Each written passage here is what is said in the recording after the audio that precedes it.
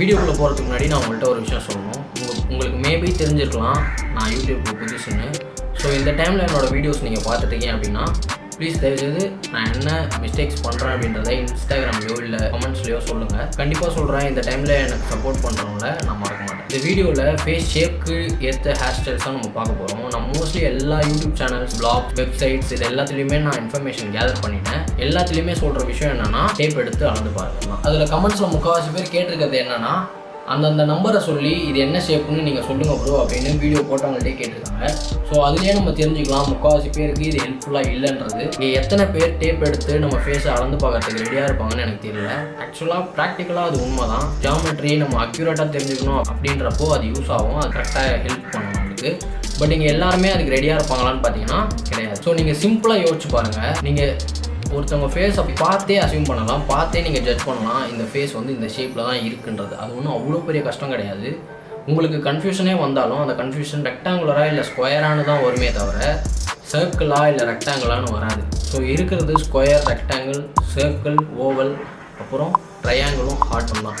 இந்த ஷேப்ஸை நீங்கள் ஜஸ்ட் உங்கள் ஷேப் வந்து ஸ்கொயராக இருக்கும் இல்லைனா ரெக்டாங்கிளாக இருக்கும் நீங்கள் பார்த்தீங்கனாலே உங்களால் கெஸ் பண்ண முடியும். இங்கே நீங்கள் ப்ராக்டிக்கலாக யோசிச்சிங்கன்னா நம்மளுக்கு இது எல்லாத்துலேயுமே காமனான விஷயன்றது ஹேர் மட்டும்தான். தலையில் நம்மளுக்கு ஹேர் நிறைய இருந்தாலுமே நம்ம அதை கரெக்டாக ஸ்டைல் பண்ணணும் அப்படின்னா நம்ம அதுக்கு ஸ்டைலிங் ப்ராடக்ட்ஸ் யூஸ் பண்ணி தான் ஆகணும்.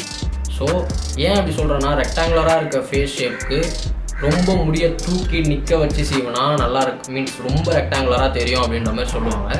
சப்போஸ் அவங்க ஹேர் படியவே இல்லை, அவங்க ஹேர் நிற்கிற ஹேர் தான், மீன்ஸ் படியாத ஹேர் தான் அப்படின்றப்போ அவங்க என்ன பண்ணுவாங்க, இல்லை சர்க்கிளாக இருக்கிற ஒரு ஃபேஸ்க்கு இல்லை ஸ்கொயராக இருக்க ஒரு ஃபேஸ்க்கு வந்து முடிய நிற்க வச்சா தான் நல்லாயிருக்கும் அப்படின்றப்போ அந்த ஹேர் வந்து படிஞ்சே இருக்குது, நிற்க வைக்க முடியல, ஸ்டைலிங் ப்ராடக்ட் யூஸ் பண்ண தான் நிற்க வைக்க முடியும் அப்படின்னா நம்ம என்ன பண்ண முடியும்? நான் இங்கே ஒரு இமேஜ் ஆட் பண்ணியிருக்கேன். இந்த இமேஜை பார்த்து நீங்களே கெஸ் பண்ணுங்கள். கெஸ் பண்ணிவிட்டு அதை கமெண்ட் பண்ணுங்கள். நான் டிஸ்கிரிப்ஷன்லேயும் ஆன்சர் தரேன். இந்த இமேஜ் பாருங்கள், இதில் ஹேர் கட்டோட நேம் வித் இந்த ஃபேஸ்க்கு இந்த ஃபேஸ் ஷேப்புக்கு இந்த ஹேர் ஸ்டைல் தான் நல்லா இருக்கும்ன்ற மாதிரி மென்ஷன் பண்ணி கொடுத்துருக்காங்க. பட் நீங்கள் காமனாக இதை நீங்கள் நோட் பண்ணிங்கனாலே தெரியும் இதில் எந்த இடம்லாம் வால்யூமைஸ்டாக இருக்கோ, எந்த ஹேர் டைப் மீன்ஸ் எந்த ஃபேஸ் ஷேப்புக்கு எந்த ஹேர் ஸ்டைல்ஸ்லாம் வால்யூமைஸ்டாக இருக்கோ அதுதான் ரொம்ப நல்லா இருக்குது. ஸோ நீங்கள் சிம்பிளாக இதிலேருந்தே தெரிஞ்சுக்கலாம். வால்யூமைஸ்டாக நம்ம ஹேர் இருக்குது அப்படின்னா கண்டிப்பாக அது நல்லா தான் இருக்கும். ஸோ அதுதான் மென்ஷன் பண்ணியிருக்காங்க. அந்த குவிஃப் ஹேர் ஸ்டைல்லாம் அந்த மாதிரி தான், அந்த மாஸ்டர் படத்தில் விஜய் வச்சிருக்கிற ஹேர் ஸ்டைல் தான் அது கைண்ட் ஆஃப் அது மாதிரி தான் இருக்கும். ஸோ எல்லாராலையுமே அந்த ஹேர் ஸ்டைல் அட்டைன் பண்ண முடியுமான்னு கேட்டால் முடியாது. நீங்கள் ஸ்டைலிங் ப்ராடக்ட் யூஸ் பண்ணி தான் ஆகணும். ஸோ ஸ்டைலிங் ப்ராடக்ட் யூஸ் பண்ணோன்னா எல்லாருக்குமே அது செட் ஆகும்னு சொல்ல முடியாது. கண்டிப்பாக முடி கொட்டுற சான்ஸும் வரலாம்.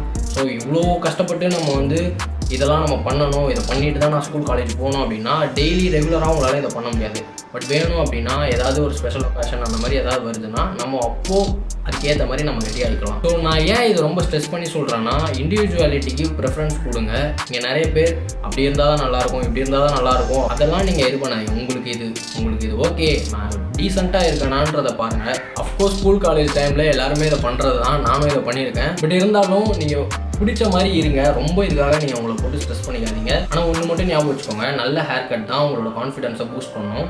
ஸோ நீங்கள் எக்ஸ்பெரிமெண்ட் பண்ணி பாருங்கள். ஒரு ஹேர் கட் உங்களுக்கு சூட் ஆகுது அப்படின்னா நீங்கள் அதை ரிப்பீட் பண்ணலாம், அது தப்பே கிடையாது. என்னோடய ஃபேஸ் ஷேப் என்னன்னு முடிஞ்சால் நீங்கள் கெஸ் பண்ணுங்கள். ஏன் சொல்கிறேன்னா நான் முடிய நிற்கவும் வைப்பேன், படியவும் வைப்பேன். ஸோ ரெண்டுமே எனக்கு ஓரளவுக்கு டீசெண்டாக தான் இருக்கும். முடிஞ்சால் நான் என்னோடய ஃபோட்டோஸ் நான் ஆட் பண்ணுறேன், நீங்களே பார்த்து தெரிஞ்சுக்கோங்க. Believe in your self, don't give up. Bye.